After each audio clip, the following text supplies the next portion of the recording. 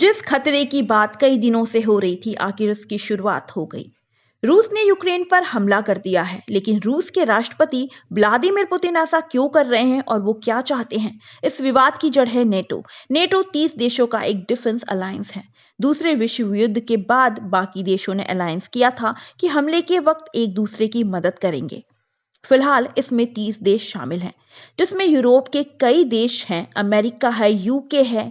Ukraine अभी इसमें शामिल नहीं है, लेकिन एक पार्टनर देश है, जिसका मतलब हुआ कि भविष्य में ये नेटो ज्वाइन कर सकता है। रूस कई टाइम से कोशिश करता रहा है कि यूक्रेन यूरोप से रिश्ते ना बढ़ाए। रूस नहीं चाहता कि यूक्रेन का संबंध नेटो से हो या यूरोपियन यूनियन से। पुतिन को वेस्ट और यूक्रेन इन दोनों से गारंटी चाहिए कि यूक्रेन नेटो नहीं ज्वाइन करेगा, साथ ही अपनी मिलिट्री हटाएगा और एक न्यूट्रल स्टेट बन जाए। उनकी एक और मांग है कि नेटो रूस की सीमा पर अपने हथियार न लगाए और 1957 के बाद जिन देशों ने भी नेटो ज्वाइन किया है उनसे सेना और मिलिट्री स्ट्रक्चर वापस ले। इसका मतलब है कि पूरा central Europe, eastern Europe, Baltic Sea NATO से अलग हो जाए। तो नेटो को बैलेंस करना एक मामला है। पुतिन की मांग मानना नामुमकिन है। पुतिन का नजरिया है कि वेस्ट ने 1990 में उनसे वादा किया था कि वे उसकी तरफ 1 इंच भी नहीं बढ़ेंगे, लेकिन वे बढ़े। लेकिन यह वादा सोवियत संघ के टूटने से पहले किया गया था। उस समय जो प्रेसिडेंट थे मिखाइल गोर्बाचोव से यह वादा हुआ था। गोर्बाचोव ने खुद कहा था कि नेटवर्क के विस्तार के बारे में तो कुछ डिस्कस ही नहीं हुआ है। मामला यह भी है कि रूस यूक्रेन को अपना ही मानता है, उसके हिसाब से यूक्रेन को बनाया है। रूस ने 1994 में एक समझौता साइन किया था, यूक्रेन को एक इंडिपेंडेंट ऑफ सॉवरेन देश मानेगा। लेकिन पिछले साल पुतिन ने कहा कि रूस और यूक्रेन एक ही देश हैं और यूक्रेन तो वेस्ट की कठपुतली है, वैसे भी कोई प्रॉपर देश नहीं था। 1991 में सोवियत संघ जब टूटा, रूस, यूक्रेन और बाकी 13 देश बने। इसकी अपनी सरकार, इकोनॉमी और कानून है। लेकिन यूक्रेन के कई लोग रूस से ज्यादा रिलेट करते हैं। ईस्ट यूक्रेन में रशियन मेन लैंग्वेज है।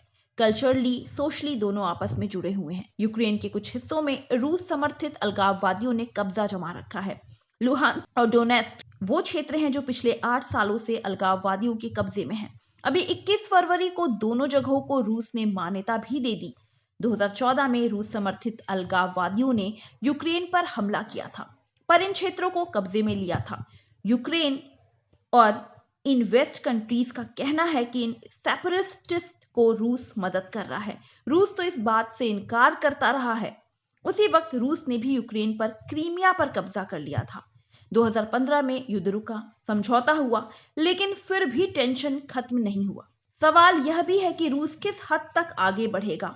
या हो सकता है कि पुतिन बस ईस्ट यूक्रेन में पीस अकॉर्ड तोड़ने तक ही रुक जाए, लेकिन किसी डिप्लोमेटिक सॉल्यूशन का चांस नजर नहीं आ रहा है। वेस्ट को लग रहा है कि रूस और आगे बढ़ेगा। अमेरिका के प्रेसिडेंट जो बिडेन ने कहा है कि रूस यूक्रेन की राजधानी कीव पर हमला करेगा, जहां 28 लोग से ज्यादा लोग रहते हैं। यूक्रेन की तांत्रिक सरकार को घाटा करने की कोशिश कर सकता है। रूस क्रीमिया, बेलारूस और यूक्रेन की ईस्टर्न बॉर्डर पर अपनी सेना को मोबिलाइज कर सकता है। पुतिन दो और चीजें कर सकते हैं। एक तो यूक्रेन में नो फ्लाई जोन बनाकर या यूक्रेन के एयरपोर्ट को ब्लॉक करके बेलारूस में न्यूक्लियर वेपन भी भेज सकते हैं।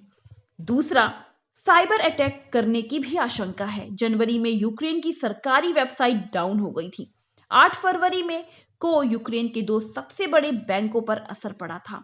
यूक्रेन ने भी पिछले कुछ सालों से अपनी सैन्य ताकत बढ़ाई है और सभी सैनिकों को मोर्चे पर बुला लिया है। लेकिन रूस सैन्य ताकत में यूक्रेन से ज्यादा है, इसीलिए नेटो भी यूक्रेन की मदद करेगा।